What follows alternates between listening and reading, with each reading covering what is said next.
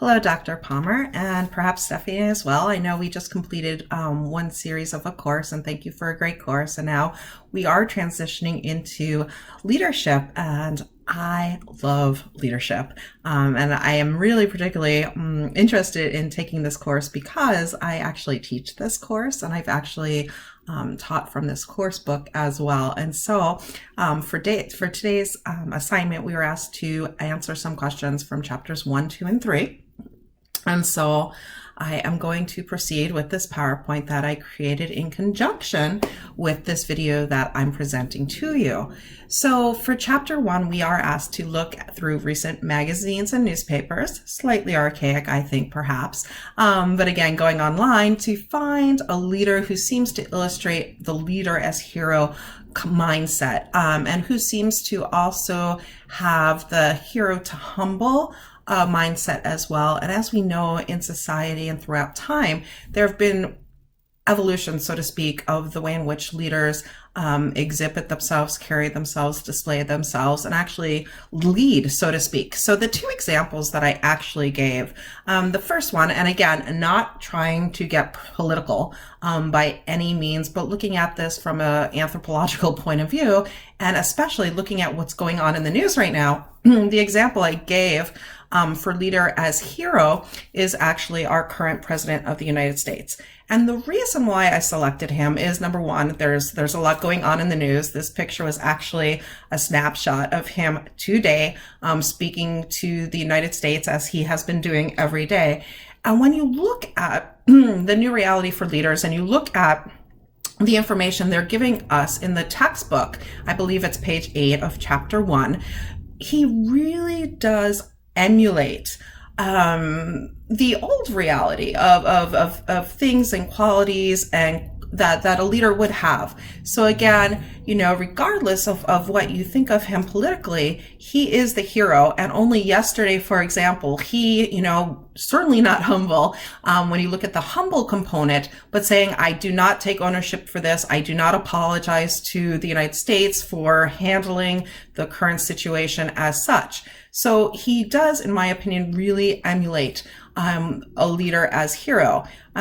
He is controlling the situation. And when you even listen to him and how he speaks about other nations, or when you look specifically, for example, at the way in which he saw the cruise ship and the quarantine situation off the side of California, he explicitly said that he didn't want to bring those individuals into the state because he didn't want it to hurt our numbers. And when he said that, regardless of what he actually meant by that, but from a leadership position, what he was saying is, I don't want these to hurt our numbers. We're the United States and we're better than any other country. So you do see the bit of control and that competitive nature as well. I don't want to go too much into diversity, but again, he was my example for hero. Now, again, we see there's a difference between hero and humble, and the new paradigm is really reflective of what a lot of people, and we do have great examples and exceptions to that, but these are people who can manage change and do it relatively well, where they can facilitate and they can collaborate and they can promote diversity and cross-cultural understanding. And so for the example that I actually presented for this assignment is actually David Ho. And what's really interesting is he should have so much credit. He should be receiving so much credit because he's actually the doctor in 1996. He actually received Man of the Year, Person of the Year award from Time magazine, but he actually worked on identifying the HIV crisis in the United States and throughout the world, quite actually, and came to the conclusion that, this is a virus and this is something that we can work on towards a cure. And by taking on leadership and by facilitating and collaborating with folks from around the world, he was able to lead a group of scientists into positive change and ultimately find and work towards a cure towards HIV. So that was for chapter 1. Now for chapter 2, we had to pick some traits from the list of leader characteristics in Exhibit 2.1. And so here again, you have a breakdown of all the different characteristics. And again, this is really a subjective question. There's really no right or wrong question. And I think when you look at certain things, when you look at national crisis, for example, and what we're experiencing here in the United States, you're going to pick and choose things that you think are meaningful and important for you. But if you were to ask another classmate, for example, or ask, my husband, for example, they would certainly have different picks and for different reasons. But for this task, again, personal characteristics, intelligence and ability, personality, social characteristics, work-related characteristics, and social backgrounds are all important. But again, I do believe the situation at hand really dictates and your mindset, where you are and what you think is really important. So the three that I picked, as you can see on the right-hand side, are knowledge, optimism, and fair-mindedness. And I do have to admit that this is based on what's going on right now in the United States, because this is something that we can't avoid and it's fresh in my mind. Knowledge. Francis Bacon says knowledge is power, and there is power in knowledge and having the right information and being able to disseminate true and accurate information to your respective subordinates or constituents or whatever you want to look at. Optimism.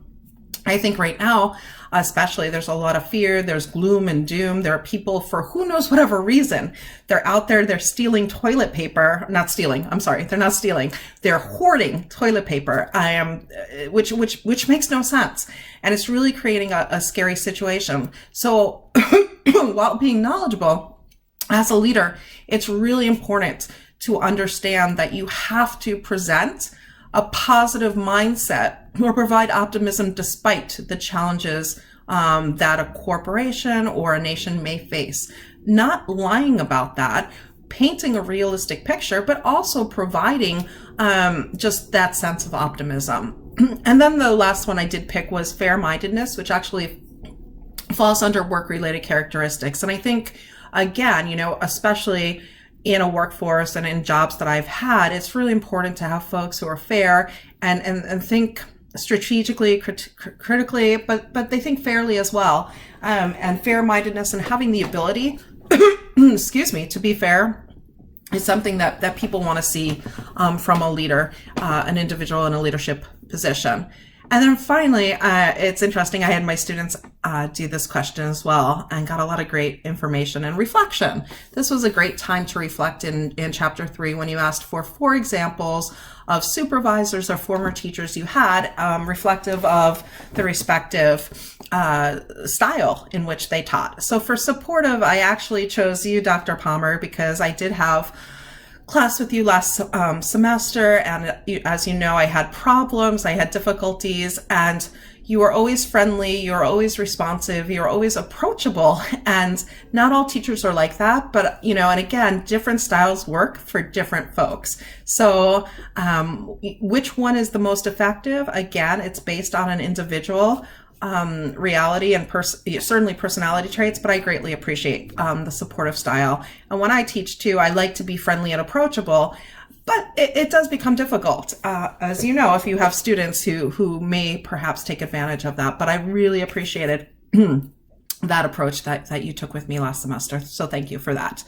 We also have directive. And so I chose and selected Dr. McKenzie. She was my former boss and dean of the business school, and she was really strict with the students and strict with faculty, and she just made sure that we always adhered to the rules and the regulations, and was very matter of fact, but it kept things in order. So for example, this might sound silly, but our business students, if they were in the classroom, they were not allowed to wear hoodies or baseball caps, and she would literally go around campus making sure that those students adhered to the rules and regulations. And when you think of that, it might seem strict, so to speak, but what she was trying to do was set students up for business expectations in the real world after they graduated from college. So again, get it, 100%.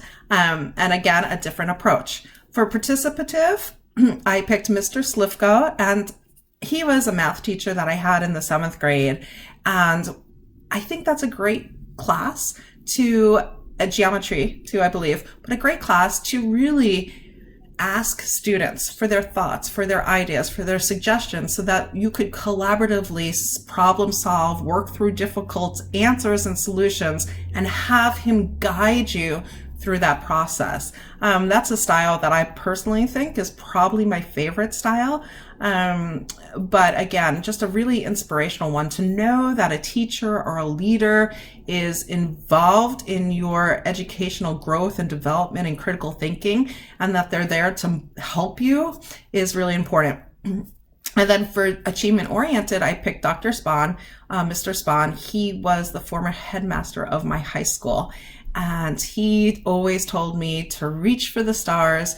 He said, you are number one, stay number one, work hard, get good grades, whatever. And he was really an inspiration that I've certainly not forgotten. So thank you for this. And that is the end for the week 1 assignment. Thank you.